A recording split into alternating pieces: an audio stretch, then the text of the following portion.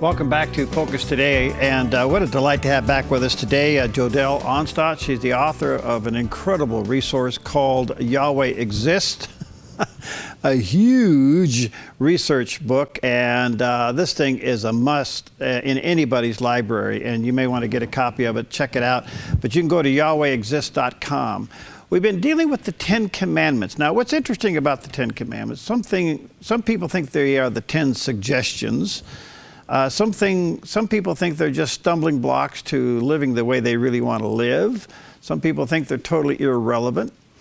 But when they were given by God to Moses during that time, we are trying to take a look at that, the conditions that surrounded that, and how that might apply today. Now, we pretty much have covered Commandments 1 through 7, but we want to take on Commandment 8, 9, and 10, and then slip over into another topic as well. But Jodell, good to see you. How you doing, my friend?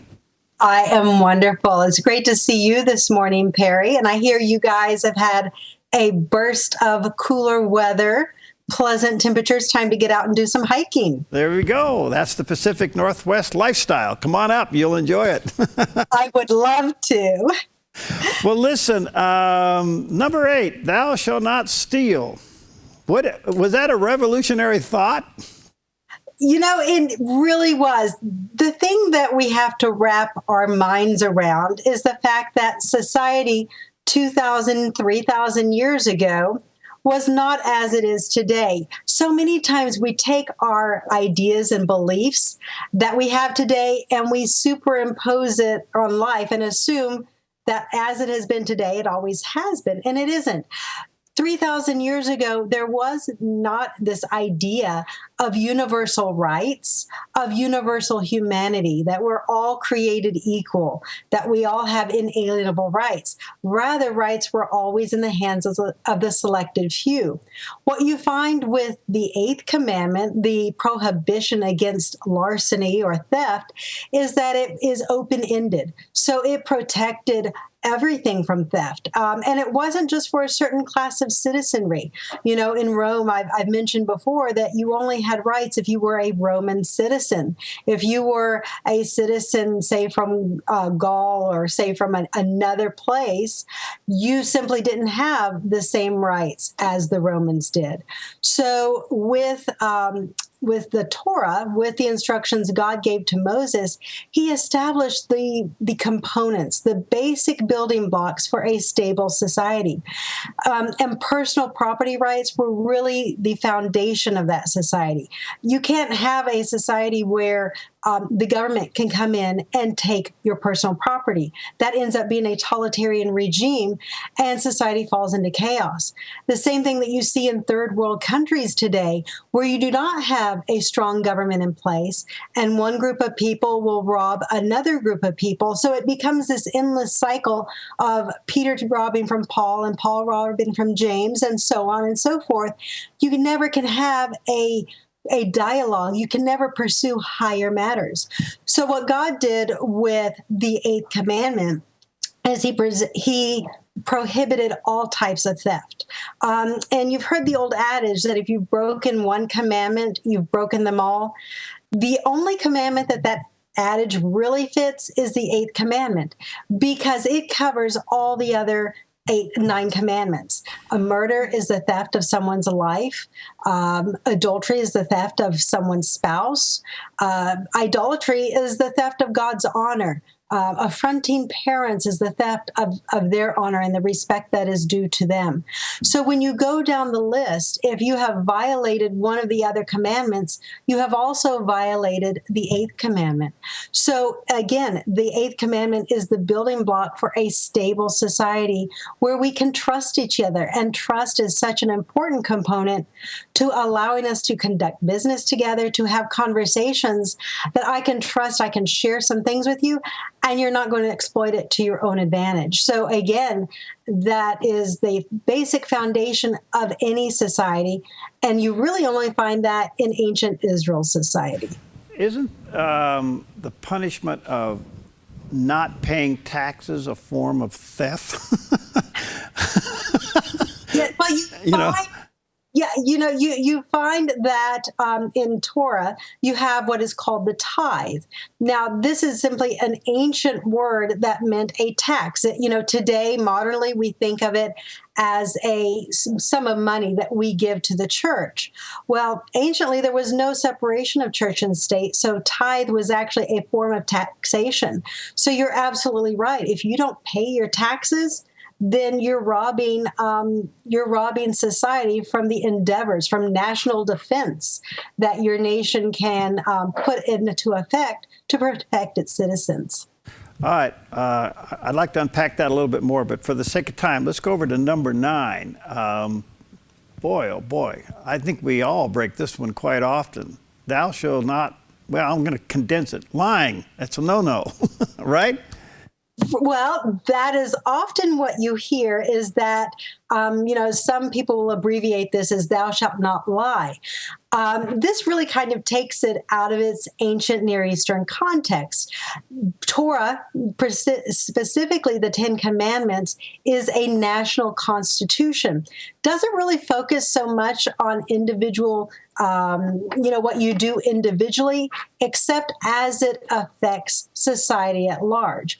So the specific command in context is do not commit perjury.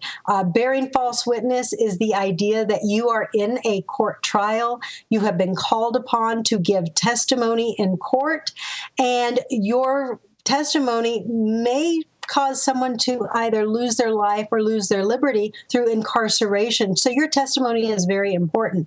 So what God does in order to hold the witness accountable, in order to ensure that a valid testimony is given, is he states that if a person perjures themselves, if they set another person up, or maybe they're trying to protect the truth from getting out, and it is discovered that whatever the sentence was for the defendant, well, then that sentence will be carried out upon the person that perjured themselves.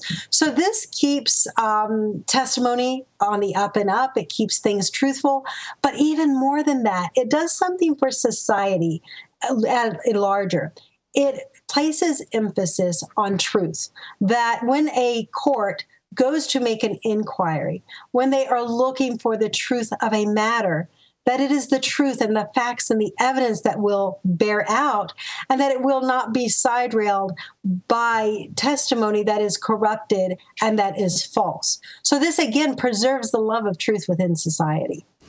It's been often one of the situations that's been brought to bear about the ninth commandment is saying when somebody lies to protect somebody else.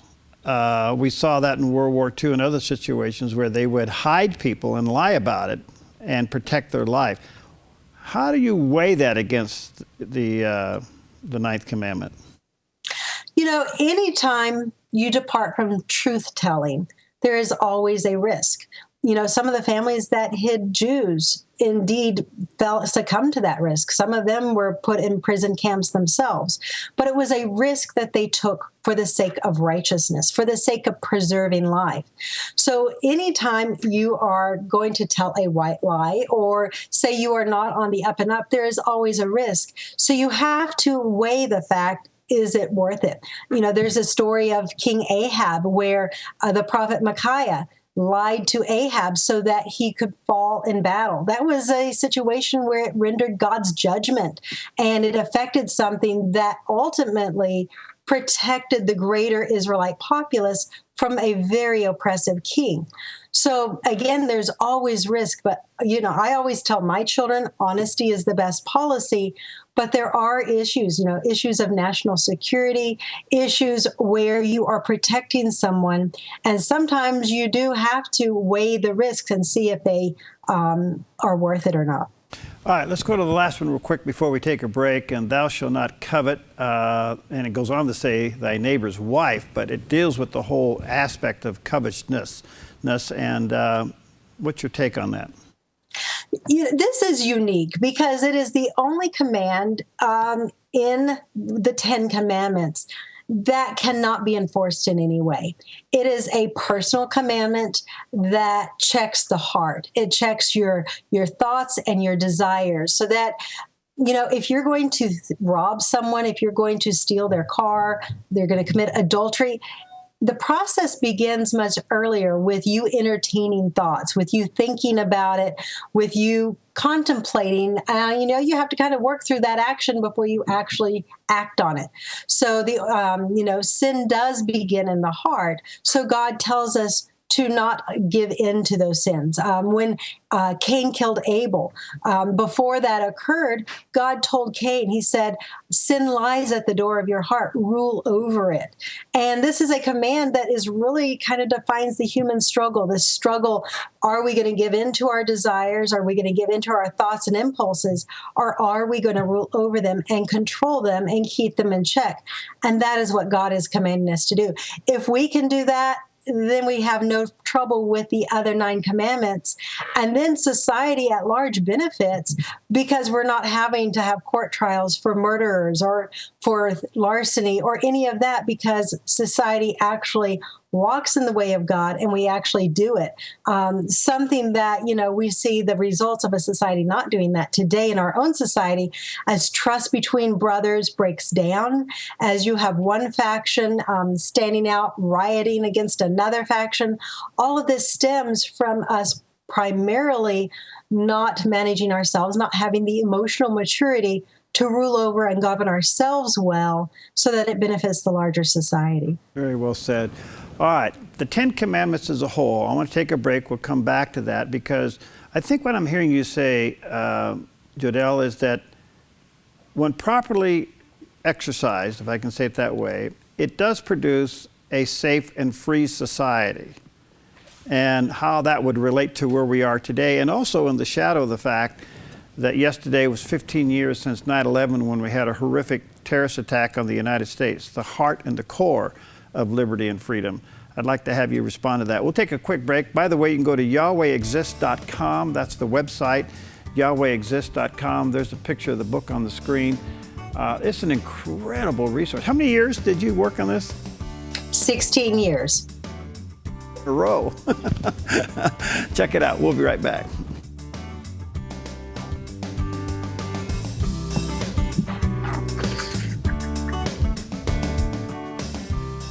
I'm Paulina Leiser, producer of Focus Today. Thank you for watching this video, and make sure to check our other videos at theDove.us.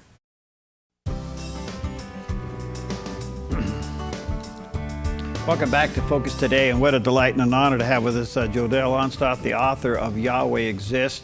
16 long years of research all put into one book, and this happens to be edition 1. I can't say enough about this resource, and I find myself often using it and then going back and rereading things. I'm a slow reader, but I find myself going back and rereading things. So it's an incredible resource. Check it out at the stores or go to YHWHExist.com, YHWHExist.com. Jodell and I have been sharing over the last several visits the 10 Commandments and how relative they were for that day and how relative they are to our day, and they still exist. I think there's a reason why secularists want the 10 Commandments removed from public life. If they're not there, then we don't have to refer to them, and if we're not referring to them, we don't have to obey them. What a thought. So let's just get rid of them out of the classroom and the courtroom. Well, in some cases, they're still there.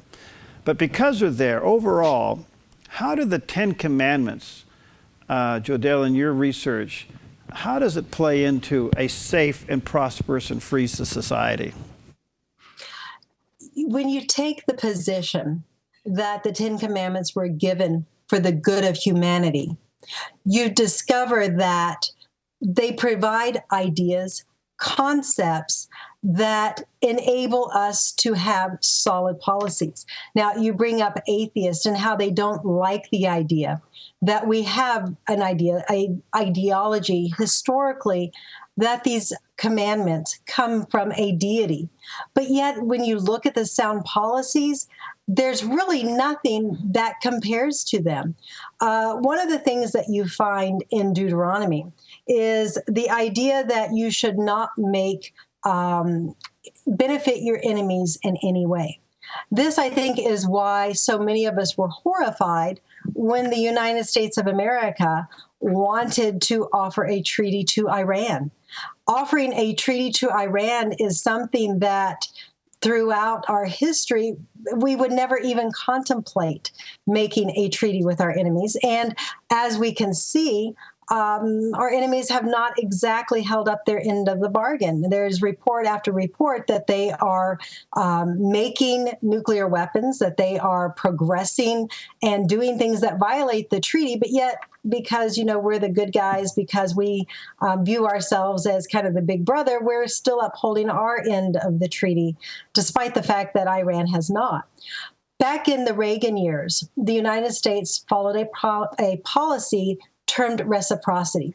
What that means is that nations that upheld human rights, nations that sought to embetter their constituents, we would work with those nations. If they were peaceful to peaceful to the United States, we would be peaceful to them. And we would work together, we would be allies. But over the last 25 years, we've really fallen away from this, where we now are seeking a Machiavellian policy. We are using duplicity. We will play one Islamic group against another to the benefit that in the end, we come out better financially. We sell arms to both sides of the of different wars. So there is no right and wrong in any of this. It's really just a way for the United States and her manufacturers to make money off of human conflict. If we were following a policy that held to a value system of morals and standards, we would not violate those particular regulations. We would not have a policy where we would shoot ourselves in the foot, or perhaps even greater, just to make a fast buck. Rather, we would follow values and standards that are actually outlined in Torah, because they teach us to benefit those that honor human life, and to benefit those nations. That is so powerful. That is so powerfully said. So we have slowly drifted away from those standards, those moral moorings, of which the Ten Commandments are the cornerstone, to the point where we're making deals with our enemies. So when this happens, is it possible we don't view enemy as enemy? Very much so.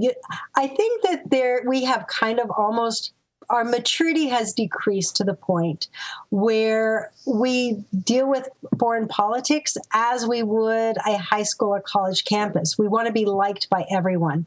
We want to be the most popular kid on the block, and we don't like it when certain nations think ill of us.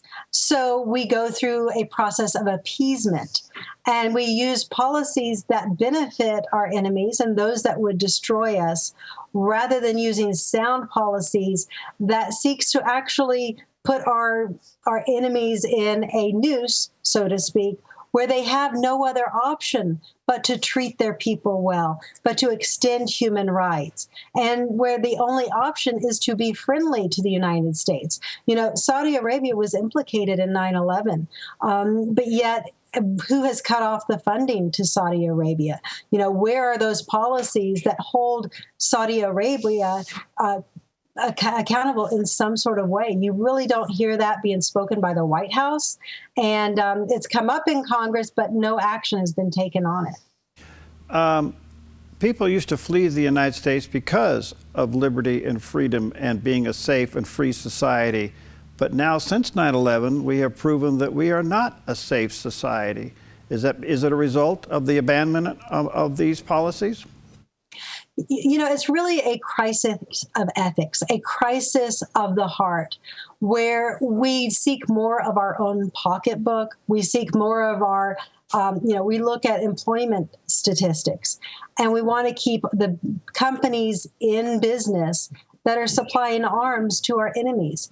At some point in time, we have to return to a set of policy that is truly beneficial for the average American. And by doing that, it's not going to just benefit America. It's going to actually truly benefit our enemies. Maybe not the leaders, but the people that live among them. because who ultimately pays the price? Anytime we go to war, anytime there is a conflict, it's not the politicians that are going out and fighting the battles. It is the citizens that are, recruited, they serve in the armed forces, and it is their lives that are at stake. So again, we have to come back to solid policy of ethics where there are standards of right and wrong. This multicultural, relativism where the ideas of America's traditional ideas hold no more weight than Islamist ideas where you can use boys for whatever pleasure you have. We have to make a distinction between right and wrong. They are not universal and they are not the same. So it's really up to those of us that see this and that understand this. It's up to each and every one of us to speak up and to hold the line. Otherwise, that line's going to keep eroding and it's going to keep shifting further and further away from what it has traditionally meant. Well, I got less than a minute. It's not fair, but I got a big question. Is there any place in history where multiculturalism and pluralism has been pushed back? I really can't think of, I think, in the United States, we have to a certain degree, but certainly not in recent years. Alexander the Great people may not know this, was actually the first to introduce the ideas of multiculturalism. He required his army to intermarry with the Persians, and it actually introduced a lot of hostilities. So there's a lot of history there to be discussed that might be a great topic for a future discussion. I look forward to doing that. Thank you. What a delight you are. Let me just say to our viewers and listeners, go to YHWHExist.com and check out all of her material, but in particular, the research book itself called Yahweh Exists. And look for it at Amazon or at the website there or at the bookstores as well. Thanks, Jodell. Let's connect again soon, okay? Thank you. Okay. And again, YHWHExist.com is the website. It's an incredible resource, and a lot of things that we talked about, the 10 Commandments, and a whole lot more is wrapped up in this incredible research. So let me encourage you to take a look at it and get it. Now, you're not going to read this in one night. This is a research material. You're going to go to and from this book a lot. So let me encourage you to check it out. Yahweh Exists. We'll see you next time on Focus Today.